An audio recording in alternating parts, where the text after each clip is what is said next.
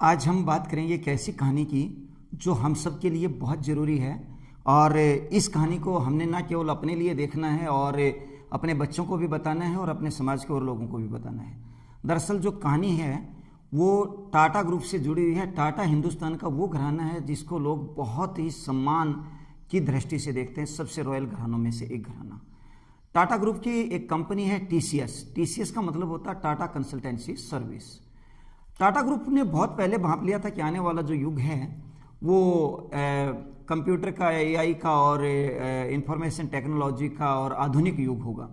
इसलिए टाटा ग्रुप ने बहुत पहले ही टीसीएस जैसी एक कंपनी को खड़ा किया जो आज ना केवल बहुत ही सफलतापूर्वक आगे बढ़ रही है, बल्कि उसके टर्नओवर की भी बात करें तो 2589 ट्रिलियन से भी ज़्यादा का उसका टर्नओवर है, जो ना केवल सरकारी बल्कि कॉरपोरेट सेक्टर की भी बहुत सारी बड़ी बड़ी ऑर्गेनाइजेशंस को, बड़ी इंस्टीट्यूशंस को और बहुत सारी कंपनीज को सर्विस देती है।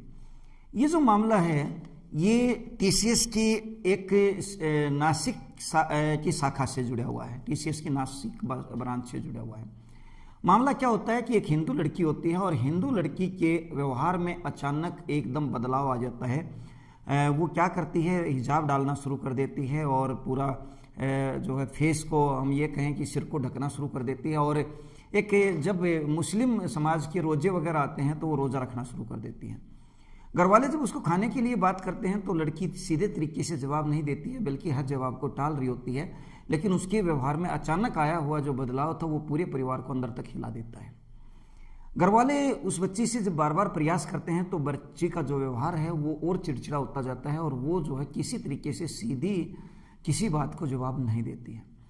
इस तरह का व्यवहार देख के उनके परिवार में जानकारी जो थी, घर में एक लोकल लीडर जो था नासिक का, उससे थी, वो उसको ये सारी घटना बताते हैं। और जो लीडर जो है वो वहाँ घर पे आता है, वो भी उस लड़की से जब बात करता है तो उसको भी पता चलता है कि लड़की के व्यवहार में अचानक काफ़ी बदलाव है।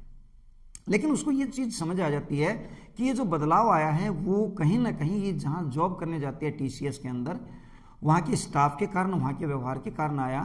और कुछ बातें उससे बात करते समय उस लड़की से भी वो निकाल लेता है।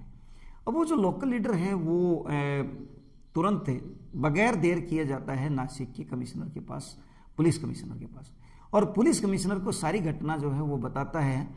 इस पर पुलिस कमिश्नर बोलता है कि इतनी बड़ी कंपनी पर इस तरीके से हाथ डालना या एक लड़की के कहने से हम नहीं मान सकते कि जो गतिविधियां आप बता रहे हैं इस तरह की गतिविधियां टीसीएस में हो रही होंगी। वो इस मामले को गंभीरता से लेते हैं और 4 पुलिस कर्मचारियों को तैयार करते हैं, ट्रेनिंग देते हैं और वो उस कंपनी से संपर्क करते हैं जो टाटा ग्रुप की टीसीएस कंपनी को स्टाफ प्रोवाइड करती थी। और वहाँ से एक एक करके, एक गैप दे करके बायोडाटा भेजा जाता है और टीसीएस ग्रुप में 4 महिलाओं की नियुक्ति हो जाती है हाउस कीपिंग वर्क के लिए। हाउस कीपिंग वर्क में क्या क्या काम आते हैं? वो काम आते हैं जैसे साफ सफाई है, पानी वानी पिलाना, स्टाफ को जो है कोई इस तरह की चीज़ों का देख रेख करना।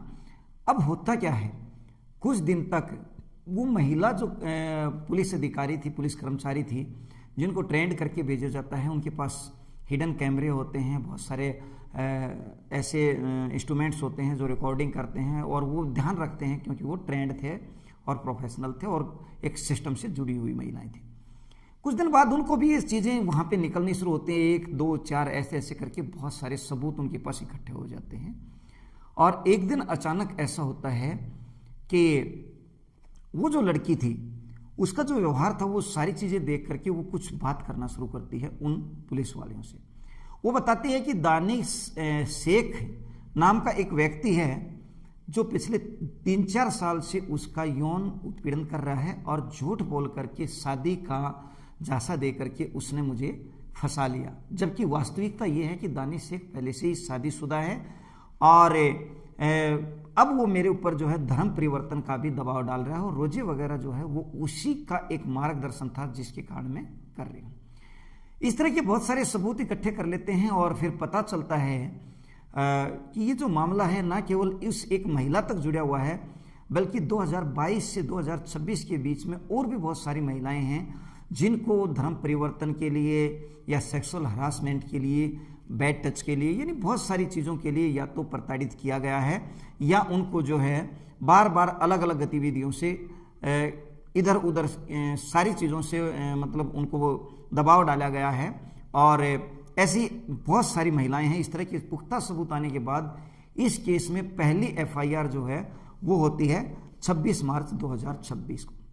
जब पुलिस ने एफआईआर करने के बाद जांच करनी शुरू की तो मामले में चौंकाने वाले खुलासे होने शुरू हुए और अब तक इस केस में कुल 9 एफआईआर दर्ज हो चुकी हैं और 8 जो है व्यक्ति, जिनमें जैसे हम बात करें दानिश शेख है और आसिफ अंसारी है, सफ़ी शेख है,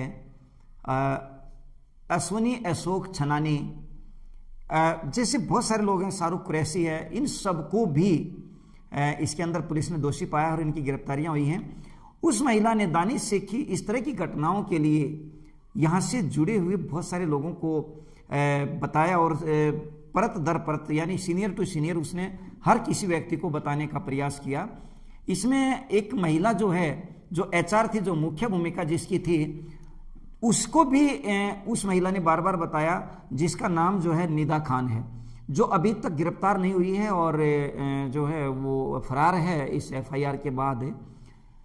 दरअसल ये जो पूरा गिरोह था ये एक तय तरीके से एक झांसे में दे करके बहुत सारी महिलाओं के साथ इस तरह का घटनाक्रम जानबूझ के करता था और पहले फंसाता था और फिर यौन उत्पीड़न जैसी चीज़ों को जो है कार्यान्वयन रूप देता था और फिर धीरे धीरे धर्म परिवर्तन जैसी चीज़ से तक वो लेके जाता था। इस मामले में अब टीसीएस ग्रुप ने भी इन सभी लोगों को सस्पेंड कर दिया है और जांच जारी है। जांच होने के बाद बहुत सारे और तथ्य सामने आएंगे।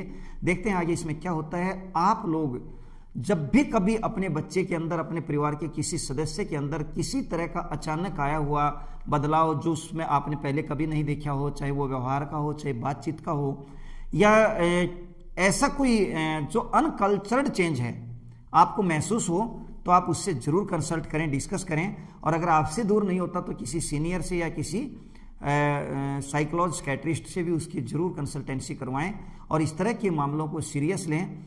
ये एक ग्रुप जो सामने आया है, ये एक ग्रुप नहीं है, इस तरह की पता नहीं कितने सारे ग्रुप हैं जो नौकरी के नाम पे, काम धंधे के नाम पे इस तरह की पता नहीं कितनी सारी गतिविधियों को जो है हर रोज अंजाम देते हैं। आपको भी इस तरह की जो चीज़ें हैं उनसे सतर्क रहना है और अपने बच्चों को भी बचाना है। हमारा जो उद्देश्य है हमारे चैनल का, क्राइम की आवाज़ के अंदर इस तरह की घटनाओं पे चर्चा करना होता है जो समाज को अवेयर करें और बचाएं उन सब चीज़ों से, उन घटनाओं से जो आज के दिन अपराध जगत में लोगों को ना केवल एक बार लेने के बाद बर्बाद कर देती हैं, बल्कि इससे परिवार के परिवार और समाज के समाजों को भी बहुत सारा नुकसान होता है। ये अगर इस तरह की कोई घटना आपको भी नजर आए तो आप दूसरों लोगों तक भी जरूर भेजें। जय हिंद, जय भारत।